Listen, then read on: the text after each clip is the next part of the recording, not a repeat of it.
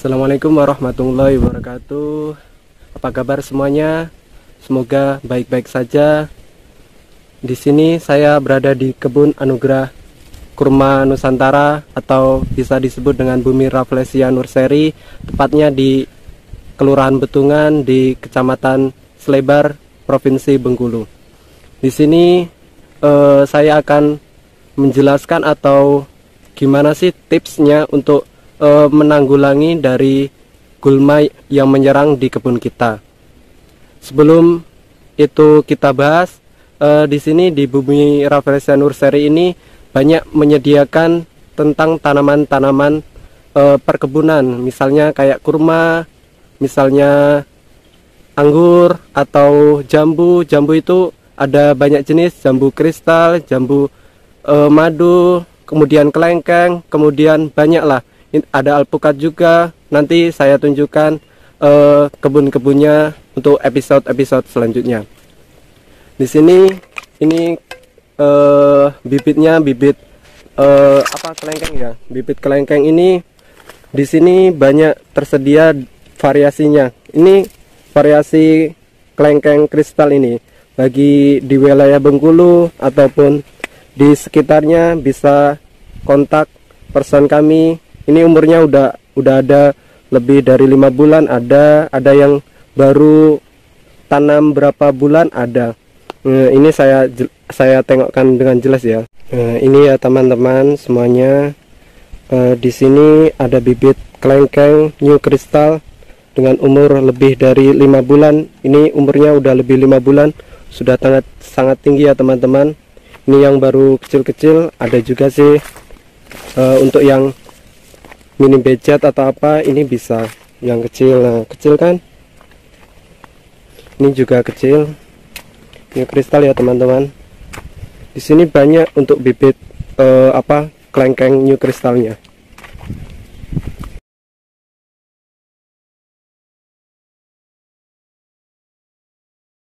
Nah teman-teman semuanya bisa dilihat ya, ini banyak sekali gulma yang menyerang tanaman kelengkeng new kristal ini. Bisa dilihat banyak sekali tanaman gulma. Tanaman gulma ini bisa disebut tanaman pengganggu ya teman-teman. Intinya sesuatu yang mengganggu dari tanaman yang mengganggu dari tanaman utama itu bisa disebut dengan gulma. Banyak jenis dari gulma kayak seperti ini, kayak ini juga disebut gulma. Intinya semua yang mengganggu dari tanaman utama itu disebut gulma. Penggunaan pestisida itu sangat boros ya teman-teman. Kita bisa tahu lah gimana penggunaan pestisida dengan kontak ataupun non kontak bisa mengganggu tanaman-tanaman lainnya. Seumpama kita budidaya itu dengan cara tumpang sari, pestisida itu kan juga mengganggu dari tanaman tumpang sari kita. Maka penggunaan pestisida juga bisa direkomendasikan, juga bisa tidak, tergantung dengan kondisi tanaman yang kita tanam pada saat ini. Nah, ini trik untuk penanggulangan gulma yang ada di sini. Ini kami mendapat ide itu dari petani-petani dari Lampung, itu sudah menggunakan teknik itu. Gak usah berlama-lama ya teman-teman. Ini untuk mempersingkat waktu, saya akan menjelaskan bagaimana sih trik untuk menanggulangi dari gulma ini. Nah, ini teman-teman banyak sekali gulma, padahal ini sudah disemprot dengan semprot kontak ini ya teman-teman, tapi masih banyak sekali gulma yang ada di sini. Sudah kami traktor, pacul atau lain sebagainya. Gulma itu kan tanaman yang pasti ada, jadi susah sekali untuk ditanggulangi. Apalagi kayak tanaman-tanaman kelengkeng ini kan kalau pestisida pasti banyak sekali pengeluaran yang digunakan. Nah, ini saya tunjukkan ya bagaimana sih triknya. Ini ya teman-teman, kami menggunakan rumput aracis. Rumput aracis ini sangat bagus untuk menanggulangi gulma. Ini bisa dilihat ya, tidak ada gulma sama sekali. Ada sih, mungkin 90%-nya itu bisa menanggulangi gulma yang ada di kebun kita. bisa dilihat ya teman-teman, gulmanya itu sangat sedikit sekali kalau sudah ditanami dengan aracis. Mengapa demikian? Karena ini ya teman-teman, aracis ini tumbuhnya itu menggerombol, mengkeruyuk kalau orang Jawa itu bilang ya. Jadi gulmanya ini susah untuk tumbuh karena terlalu nggak ada ruang untuk tumbuh untuk dia. Ini kan terlalu menggerombol ya teman-teman. Bagus juga ini kalau ditanam di kebun kita, bisa untuk hiasan juga, bisa untuk menanggulangi gulma. Ini juga bisa untuk pakan ternak seperti domba, kambing, ataupun sapi, ini juga bisa. Ini kami tunjukkan ya teman-teman. Nah, ini kan ada rumput-rumput kayak gini. Ini kan sebelum kami tanam ini banyak sekali gulmanya, maka kami tanami ini biar nggak ada gulma lagi. Nanti kalau seumpama ada rumput-rumput liar kayak gini, tinggal kita cabut kayak gini, udah tinggal gimana sih cara penanggulangannya kayak gini. 90% lah ini tidak ada gulma sama sekali. Ini program kami juga kayak gitu. Aracis semua ini ya teman-teman. Tanaman ini gampang sekali dibudidayakan atau dikembangkan. Kalau di luar negeri ini udah lumayan terkenal tanaman untuk pengganti dari maksudnya untuk menanggulangi dari gulma yang menyerang di kebun kita. Tanaman ini juga bagus untuk taman ya teman-teman. Nanti bisa saya tunjukkan.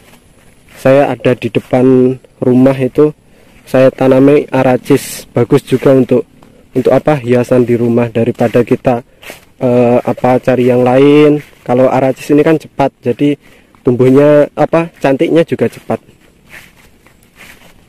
Aracis ini ya, kalau seumpama ini kan tanahnya tanah kayak gini ya teman-teman. Tanahnya tanah kayak gini, jadi ini bisa menyebabkan erosi kalau hujan ya, maksudnya terbawa air hujan gini. Kalau seumpama ada aracis ini air hujannya ini nggak terlalu mengambil tanah ini, karena ya sudah diikat dengan akar-akar aracis ini, jadi bisa bagus lah. Ini seumpama daun kayak gini ya, daun kayak gini kalau hujan ini pasti terbawa dengan arus hujan. Jadi kalau dengan adanya kayak gini, ini mengikat di batang-batang. Kita lihat di bawahnya. Nah, kayak gini kan banyak itu tanaman-tanaman atau daun-daun ranting yang sudah lapuk. Nah, kayak gini ya, ini lapuk kan. Jadi bisa untuk kompos gitu, untuk pupuk kompos. Jadi bisa menyuburkan tanaman utama ataupun tanaman aracis kita. Gak usah kita pupuk, tapi lebih baik dipupuk juga untuk pertumbuhan utama awalnya aracis ini. Jadi bisa untuk pupuk ya teman-teman, untuk membantu komposisi, untuk membantu kesuburan tanah. Aracis ini sangat-sangat bisa. Nanti seumpama ini kebun kami ya teman-teman, bukan kami sih, kebun AKN, kebun Bumi Rafflesia Nursery ini. Bisa dilihat ini kelengkeng-kelengkeng kita. Nah, aracis ya teman-teman, kelengkeng ini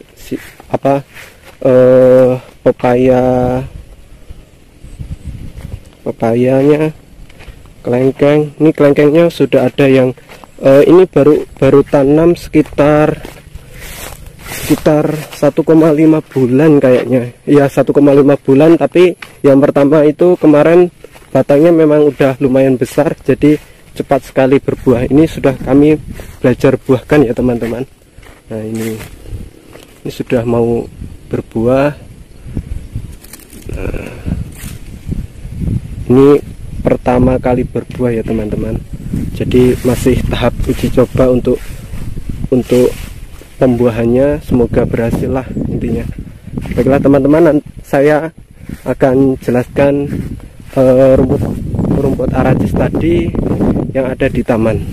Ini sebelum kita ke taman ya teman-teman, atau taman depan lah, taman ecek-ecek itu saya akan mereview aracis yang ada di pohon kurma, di kebun kurma ya teman-teman.